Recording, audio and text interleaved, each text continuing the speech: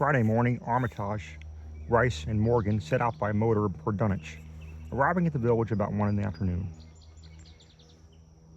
The day was pleasant, but even in the brightest sunlight, a kind of quiet dread and portent seemed to hover about the strangely domed hills and the deep shadowy ravines of the stricken region.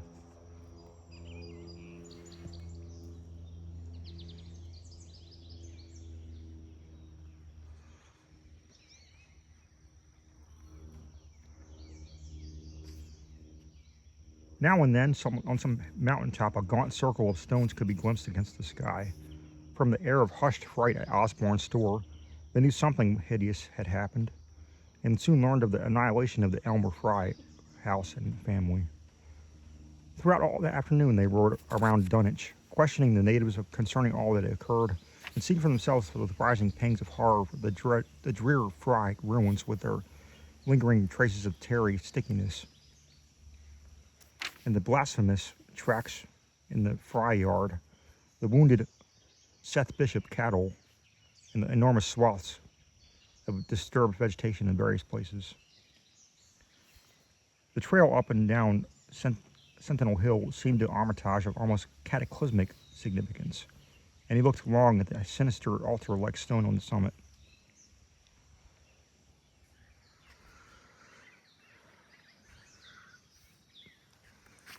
At length, the visitors, apprised of a party of state police which had come from Aylesbury that morning in response to the first telephone reports of the Fry tragedy, decided to seek out the officers and compare notes as far as practicable. This, however, they found more easily planned than performed, since no sign of the party could be found in any direction. There had been 5 of them in the car, and now the car stood empty near the ruins in the Fry yard. The natives, all of whom talked with the policemen, seemed at first perplexed as Armitage and his companions. Then old Sam Hutchins thought of something and turned pale, nudging Fred Farr and pointing to the dank, deep hollow that yawned close by. "God," he gasped, "I tell them not to go down into the glen, and never I thought nobody do it with them tracks and all smell in the whippoorwills and screeching down there in the dark of noonday."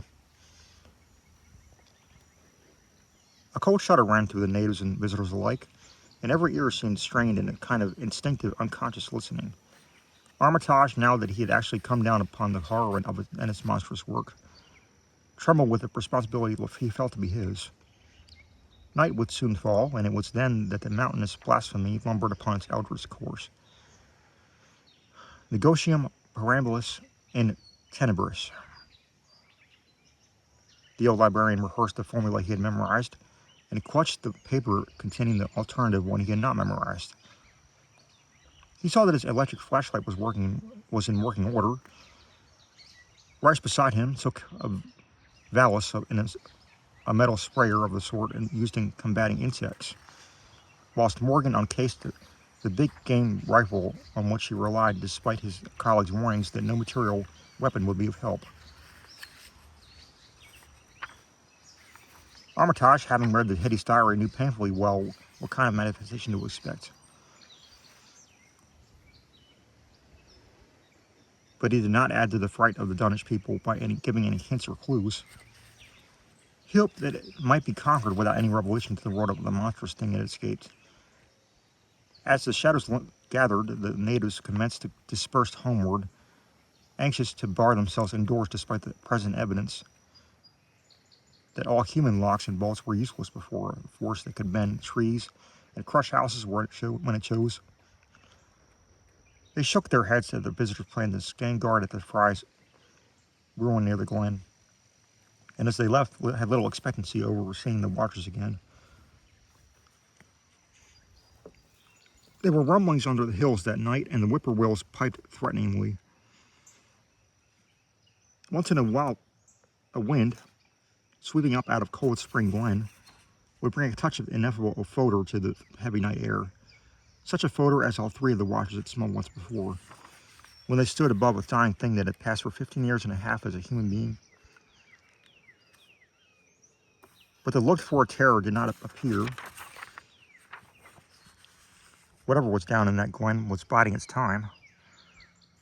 And Armitage told his colleagues that it would be suicidal to try to attack in the dark. Morning came wanly and the night sound ceased. It was a gray, bleak day now and then with a drizzle of rain, and heavier clouds seemed to be piling themselves up over behind the hills to the northwest. The men from Arkham were just undecided what to do, seeking shelter from the increasing rainfall beneath one of the undestroyed fry-built outbuildings.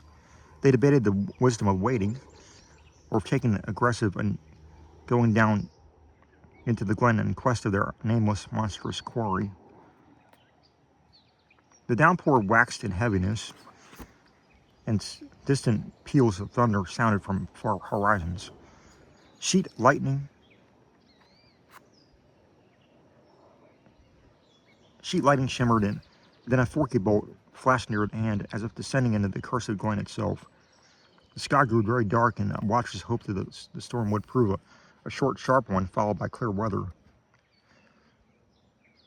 It was still gruesomely dark when, not much more than over an hour later, a confused babble of voices sounded down the road.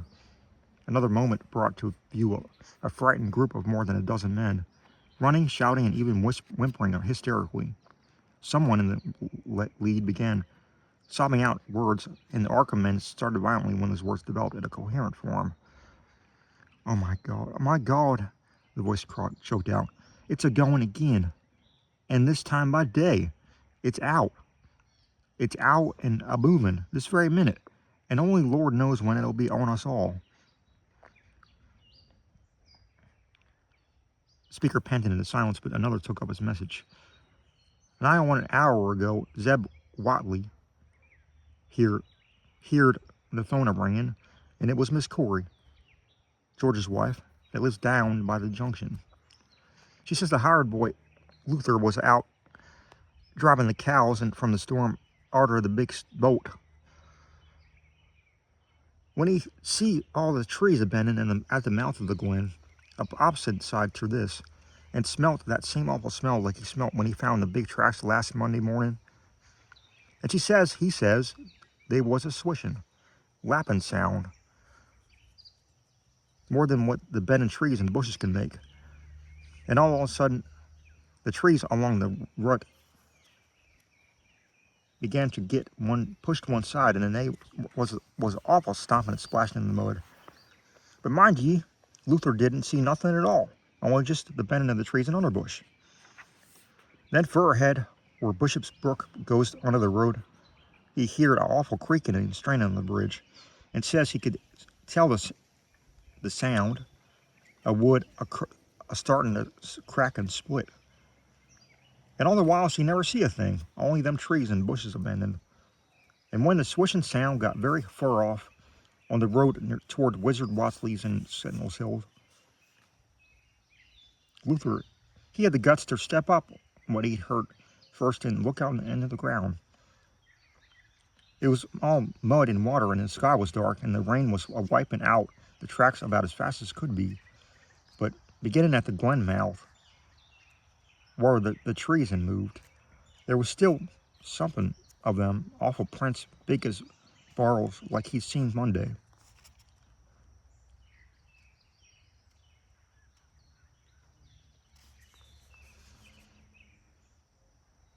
At this point, the first speaker, excited, interrupted. "But that ain't the trouble now. That was only the start. Zeb here was calling folks up, and everybody was listening in when a call from Seth Bishop's cut in. His housekeeper, Sally, was carrying on fit to kill. She just said the trees a-bending beside the road, and says there was a kind of mushy sound, like an elephant puffing and treading ahead for the house. Then she up and spoke sudden of a fearful smell, and says her boy Chancey was a-screaming, and how it was just like when he smelt up the Watley's ruins Monday morning, and the dogs was all barking and whining awful.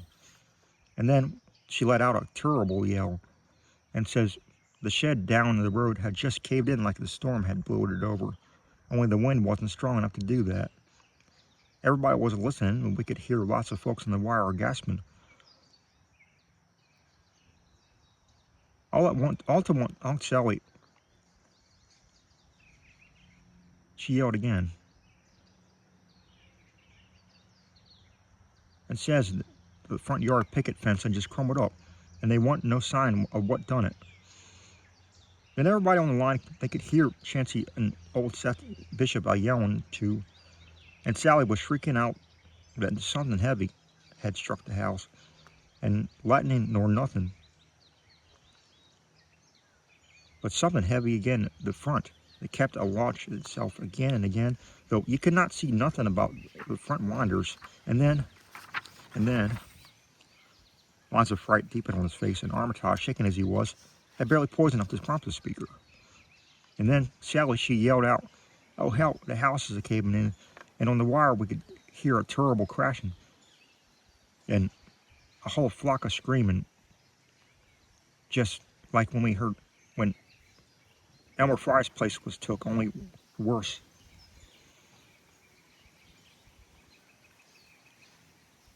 The man paused, and another of the crowd spoke. "That's all, not a sound nor squeak of the phone or that. Just still like. We that heard it got out of Fords and wagons and rounded up as many as able-bodied men folk as we could get at Corey's place, and come up to see what you thought best to do. But what I think is the Lord's judgment for our iniquities, that no mortal can ever set aside."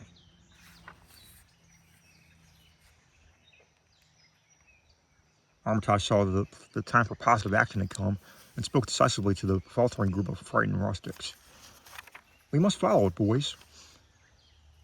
He made his voice as reassuring as possible. "I believe that there's a chance of putting it out of business. You men know that those Watleys were wizards. Well, this thing is a thing of wizardry, and must be put down by the same means. Well, I've seen Wilbur Wattley's diary and read some of the strange old books he used to read, and think I know the right kind of spell to recite to make the thing fade away. Of course, one can't be sure, but we can always take a chance. It's invisible. I knew it would be, but there's a powder in this long-distance sprayer that might make it show up for a second. Later on, we'll try it. It's a frightful thing to have a lie, but it isn't as bad as Wilbur would have let in had he lived longer. You never know what the world has escaped. Now we've only got this one thing to fight, and it can't multiply. It can, though, do a lot of harm, so we mustn't hesitate to rid the community of it.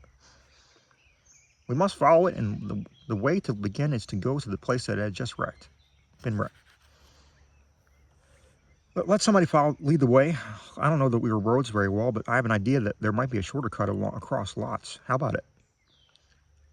The men shuffled about a moment, and then Earl Sawyer spoke softly, pointing with a grimy finger, though through the steadily lessening rain.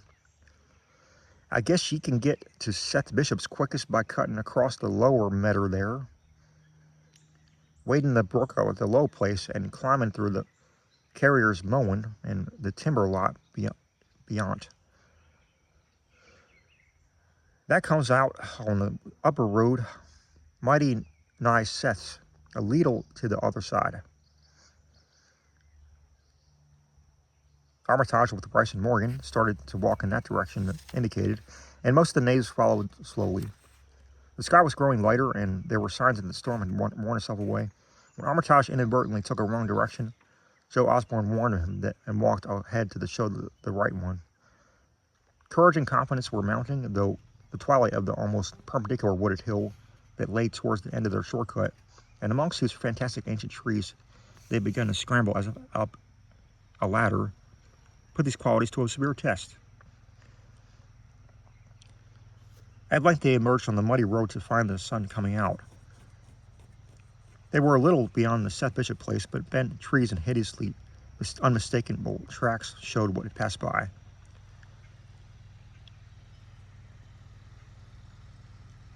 Only a few moments were there consumed and surveying the ruins just around the bend. It was the Fry incident all over again.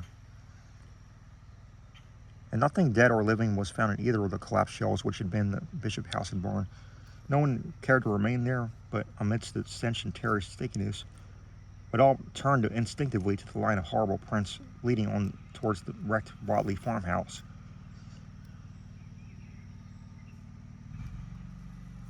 And the altar-crowned slopes of Sentinel Hill. As the men passed the site of Wilbur Watley's abode, they shuddered visibly and seemed again to mix hesitancy with their zeal. It was no joke tracking down something as big as a house that one could not see, but that all had all the vicious malevolence of a demon. Opposite the base of the Sentinel Hill, tracks left the road, and there was a fresh bending and matting visible among the broad swath marking the monster's former route to and from the summit. Armitage produced a pocket telescope of considerable power and scanned the steep green side of the hill. Then he handed the instrument to Morgan, whose sight was keener. After a moment of gazing, Morgan cried out sharply, passing the glass to Earl Sawyer, who indicated a certain spot on the slope with his finger. Sawyer, as clumsy as most non-users of optical devices, fumbled a while, eventually focused the lens with Armitage's aid. When he did so, his cry was less restrained than Morgan's had been. God almighty, the grass and bushes is a-moving. It's a-going up, slow-like, creeping up toward the top this minute. Heaven only knows what for. Then the germ of panic seemed to spread among the seekers. It was one thing to spread the nameless entity, but quite another to find it. Spells might be all right, but suppose they weren't. Voices began questioning Armitage about what he knew of the thing, and no reply seemed quite to satisfy. Everyone seemed to feel himself in the close proximity to the phases of nature and being utterly forbidden and wholly outside the same experience of mankind.